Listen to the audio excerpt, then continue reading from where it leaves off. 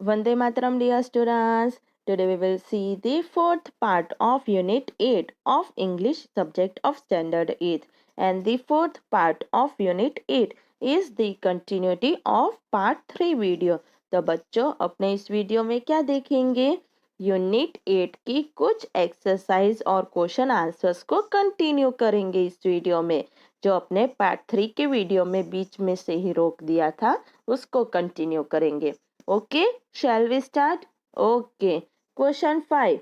Although tin roofs are giving to springing unaccountable leaks, there is a feeling of being untouched by and yet in touch with the rain. तब क्या कह रहे हैं कि भले ही tin roofs है उसमें बहुत सारी लीकेज है तो भी ऐसी फीलिंग आ रही है कि अपने उस में जो ड्रॉप्स गिर रहे हैं, बारिश जो गिर रही है उसको नहीं छू रहे हैं तो भी अपने उसको छू रहे हैं। ऐसी फीलिंग्स क्यों आ रही है? अब नीचे क्वेश्चन है।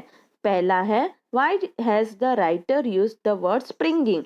तो राइटर ने वर्ड स्प्रिंगिंग क्यों यूज किया है? Answer the word springing means to develop suddenly. उसका मीनिंग क्या होता है कि अचानक कुछ चीज को डेवलप करना। The writer says that tin roofs are prone to developing unexpected leaks. तो राइटर क्या कहने चाह रहे हैं कि टीन रूफ्स है वो क्या है? तो एक जरिया है जिसके उससे अपने डेवलप कर सकते अनएक्सपेक्टेड लीकेज को। ओके, अब question 2। How is the writer untouched by the rain? तो राइटर है वो रेन को कैसे नहीं छू रहा है? तो answer the writer was physically untouched by the rain as the tin roof stopped the rain from leaking in. तो राइटर फिजिकली देखे तो वो बारिश को तो नहीं छू रहा है और टीन रूफ है वो क्या कर रहा है? तो वो टीन रूफ है वो बारिश में जो लीकेज हो रहा है, बारिश जो गिर रही है उसको रोक रहा है उसको अपने छूने से। ओके, अब question 3। How is the writer in touch with the rain at the same time? Writer उसी टाइम बारिश को कैसे छू सकते हैं? Answer the writer was in touch with the rain at the same time because he could feel the rain by listening to its drumming sound on the corrugated tin roof.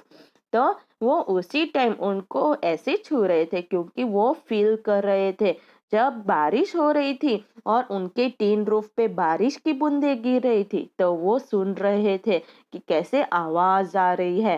तो उस तरह वो फील कर रहे थे, उस तरह उनको छू रहे थे। Question 6. Mention a few things that can happen when there is an endless rain for days together. तो कुछ चीजें आपको बतानी है कि ज्यादा दिनों के लिए अगर बारिश एक साथ आ जाए तो क्या होगा?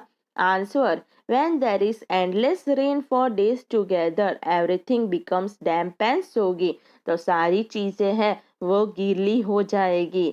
There is no place for anybody to go to. वहाँ कोई भी ऐसी जगह नहीं है किसी के लिए जाने के लिए। The hillsides are lush as late monsoon flowers such as wild balsam, dahlias, begonias and ground orchids begin to appear. ये सारी चीजें दिखने लगेगी उससे hillside है वो हरा भरा हो जाएगा। Okay, question 7. What is the significance of cobra lily in relation to the monsoon season, its beginning and end?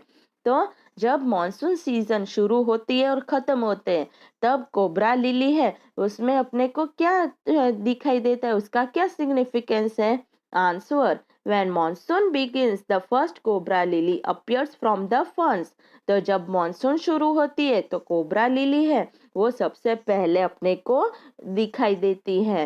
When the seeds of cobra lily turn red it signifies that the monsoon is coming to an end. और जब उसके seeds है वो लाल होने लगते हैं तो ये बताता है कि मॉनसून अब खत्म होने वाला है। अब next exercise working with language, उसमें question 2। Put the verbs in the brackets into the proper form. The first one is done for you. तो क्या कह रहे हैं कि ब्रैकेट्स में ये जो वर्ब्स है उनको आपको उसके प्रॉपर फॉर्म में लिखना है। ओके, तो पहला आपको करके दिखाया हुआ है ना। तो उसमें पहला सेंटेंस क्या है? We get out of the school bus. The bell ring and everyone rush to class. तो इसको अपने कैसे करेंगे? तो we got out of the school bus. The bell was ringing and everyone was rushing to the class. तो ये देखो, अपने क्या है, रिंगिंग कर दिया। तो किसका रिंगिंग किया? रिंग का। और रश का आपने क्या किया? रश का रशिंग कर दिया। और गेट आउट का गॉट आउट कर दिया। ओके, उसी तरह second, the traffic dash dash में आएगा stopped. Some people were dash, तो डैश में आएगा sitting on the road and they were dash slogans, तो यहाँ पे शाउटिंग। तो ये 3 हो गए। Third one, I dash my raincoat, तो डैश में आएगा wore. It was dash and people were dash wet, तो यहाँ पे रेनिंग और यहाँ पे गेटिंग। फिर fourth one, she dash a film, तो इन डैश में आएगा saw. She was dash to it to her friends, तो डैश में आएगा narrating. Who were dash carefully, तो यहाँ पे आएगा listening. Fifth one, we dash to the exhibition, तो यहाँ पे आएगा went. Some people were dash clothes while others were dash games, तो यहाँ पे बाइंग और यहाँ पे प्लेइंग। ओके, इस तरह आपको सारे वर्ब्स को उनके प्रॉपर फॉर्म में लिखने हैं। Sixth one, the class was quite dash में was. Some children were reading books and the rest were drawing, तो यहाँ पे रीडिंग और यहाँ पे ड्राइंग। इस तरह हो गए एक्सरसाइज। अब question 3, first one, match this words with their correct meanings. आपको क्या करना है कि ये जो सारे सेंटेंस है उनको आपको उसके वर्ड्स के मीनिंग्स के साथ आपको क्या करने हैं? मैच करने हैं। ओके, तो मैच कैसे करोगे? देखो, यहाँ पे है A, to fall in small drops, तो उसे क्या कहते हैं? ड्रीप। फिर B, to make a sound by hitting a surface repeatedly, उसे क्या कहेंगे अपने? उसे कहेंगे ड्रम। फिर C, to move quickly through the air making a soft sound, तो उसे क्या कहेंगे? स्विश कहेंगे।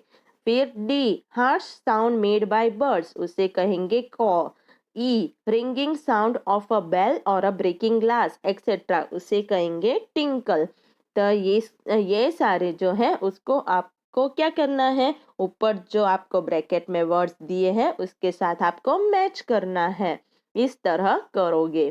फिर second one, now fill in the blanks using the correct form of the words given above, तो ऊपर जो वर्ड्स दिए हैं राइट, उसके करेक्ट फॉर्म आपको लिखने हैं। कहाँ पे? तो यहाँ पे सेंटेंस में जो ब्लैंक्स है उसमें लिखोगे। और किसके? तो ये जो सारे वर्ड्स अपने यूज किए इसके करेक्ट फॉर्म आपको लिखने हैं। ओके, तो पहला पहला क्या है? Ramesh dash on his desk in impatience, तो ड्रम का क्या किया? Drummed. B, rain water dash from the umbrella all over the carpet, तो ड्रिप का ड्रिप्ड कर दिया। Third one, the pony dash its trail, the swish का swished. The dash of breaking glass woke me up, तो tinkle का tinkling. फिर E, the dash of the raven disturb the child's sleep, तो कॉ का कॉइंग। Okay, अब fourth one, fourth क्या है? Complete each sentence below by using appropriate phrase from the ones given below, तो आपको क्या करने हैं? तो ये जो सेंटेंस दिए हैं उसको आपको कंप्लीट करने हैं। और कंप्लीट कैसे करोगे? तो आपको जो यहाँ पे वो देखो क्या दिया है? अप्रोप्रिएट फ्रेजेस दिए हैं राइट, उसके ऊपर ही, जैसे कि श्योर इनफ है, आपकी टेक्स्ट बुक के पेज 116 पे देखो अच्छे से, है ना, दे रखे पिंक कलर के बॉक्स में श्योर इनफ, काइंड इनफ। तो उन सब की मदद लेके आपको यहाँ पे फिलअप्स करने हैं, कंप्लीट करने हैं सेंटेंस। ओके, तो पहला, I saw thick black clouds in the sky and dash it started raining heavily, तो पहले डैश में क्या आएगा? sure enough. Second, W umbrella was dash for the brother and sister. तो यहाँ पे आएगा big enough. Third one, the butterflies are dash to get noticed. तो dash में आएगा colorful enough. Fourth one, the lady was dash to chase the leopard. तो यहाँ पे आएगा brave enough. फिर fifth one, the boy was dash to call out to his sister. यहाँ पे आएगा anxious enough.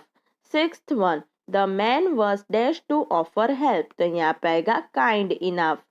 Seventh one, the victim's injury was dash for him to get admitted in hospital. तो यहाँ पे आएगा सीरियस इनफ. फिर एथ वन, तो एथ क्या है, that person was dash to repeat the same mistake again. यहाँ पे आएगा foolish enough. Ninth one, he told me he was sorry and he would compensate for the lost. I said dash. तो यहाँ पे आएगा fair enough. तो इस तरह आपको एक्सरसाइजेस सारी करनी है.